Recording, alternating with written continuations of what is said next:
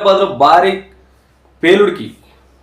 పేలుడికి కుట్ర చేసినటువంటి పాకిస్తాన్ లష్కరే తోబియా మరియు ఐసిస్ ఉగ్రవాదులు మన భారతదేశం సంబంధించినటువంటి సిమ్ములు, టెలిగ్రామ్, వాట్సాప్లు పాకిస్తాన్లో వాడుతున్నారంటే మన దగ్గర నుంచి ఎంతమంది చెత్తనా కొడుకులు సపోర్ట్ చేస్తున్నారు పాకిస్తాన్కి తెలుసుకోవాల్సిన అవసరం ఉంది. ఒక జ్యోతి అనే యూట్యూబరు ఇక్కడ ఎక్కడెక్కడైతే ప్రాంతాలు ఆవిడ తిరిగిందో అక్కడక్కడ బాంబు పేలుళ్లకు వాళ్ళు ప్లాన్లు చేసడం జరిగింది. రీసెంట్గా పెహల్గామ్లో కూడా ఆవిడ పర్యటించడం జరిగింది. ఆ విషయంపై కూడా పోలీసులు, మన ఇంటెలిజెన్స్ వ్యవస్థ పోలీసులు కూడా చాలా క్షుణ్ణంగా విచారిస్తూ ఉన్నారు.